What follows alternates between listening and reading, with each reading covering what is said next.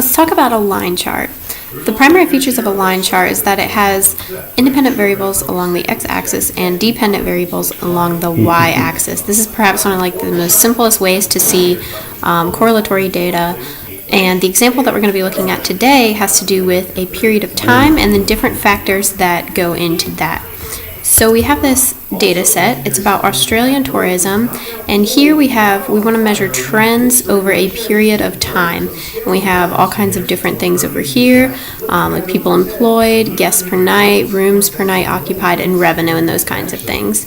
We can go into our graph builder, and here we have a simple way you can take from all of the variables on the left and apply them to your x-axis and your y-axis to see these trends.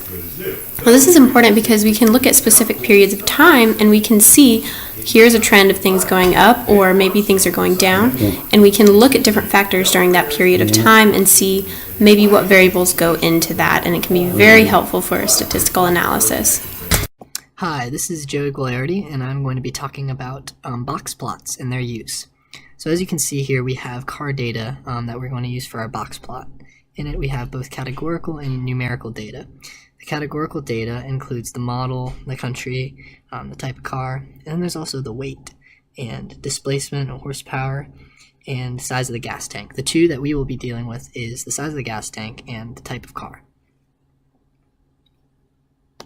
So in order to do this box plot formation in SAS, we need to use the graph builder function, and for the y variable, we're going to want to use type, and this is like the type of car, whether it's small, compact, medium, like sports car. There's various categories there, and then the x variable will be the size of the gas tank. So to do this, we drag the respective type and size of gas tank to the x and the y axis, and as you can see, a box plot has been formed. You also have to select the box plot in the above area right here, and then use this data however you'd like. As you can see, there are the boxes which contain the majority of the data, surrounded by the lines on the outside which show the variability of the data, and the dots outside of these lines are called outliers. Well, the lines are called whiskers, and there's boxes as well. It's also often called a box and whisker plot.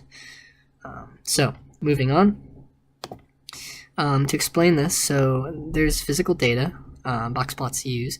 They use categorical data. As you can see, it was split up into multiple box plots that have various ranges for numerical data. The box plot shows the upper and lower quartiles, as they're called, and the medium for the models of various types of cars and their sizes of gas tanks. These points that are outside the quartiles, as I said, are called outliers.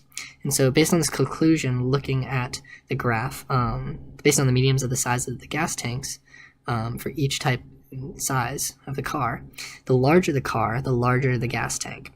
It also seems that we can conclude that sports cars have the equivalent of a compact car's gas size.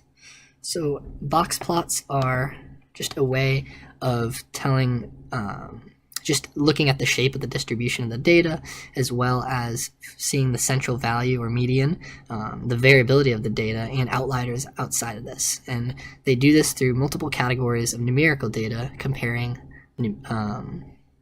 their categorical data to numerical data. Thank you.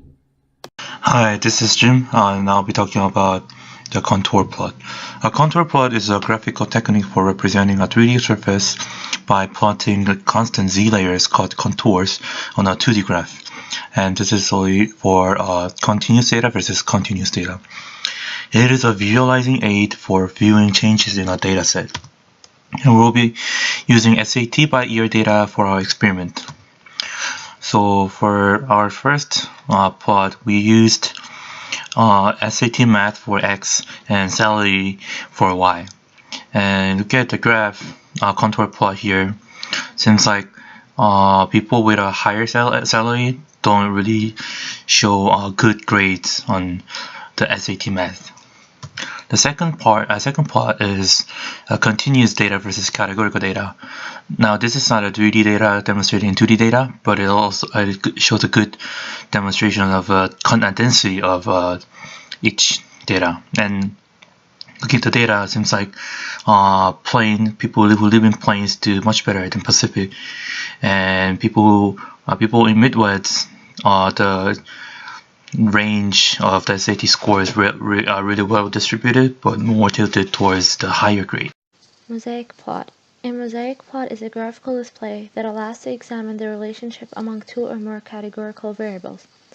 It starts as a square with length 1, then it is divided into horizontal bars. Their widths are proportional to the probabilities associated with the first categorical variable. Then each bar is split vertically into bars. Mosaic plots give us representations of frequency counts of a single nominal variable or cross-classified nominal variable. In this presentation, I use the carpool example from the sample data library.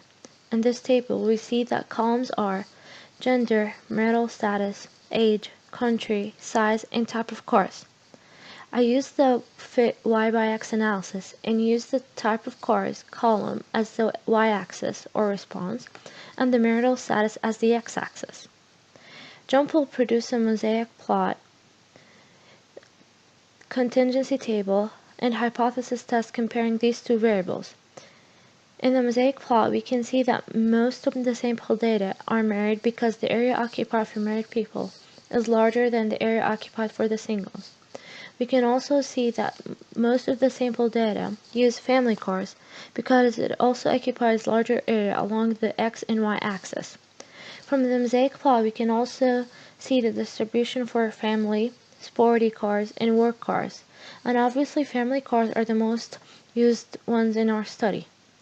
From the hypothesis test and the available p-value, we can conclude that we reject the null hypothesis, which states that there is no difference in the types of cars according to the marital status.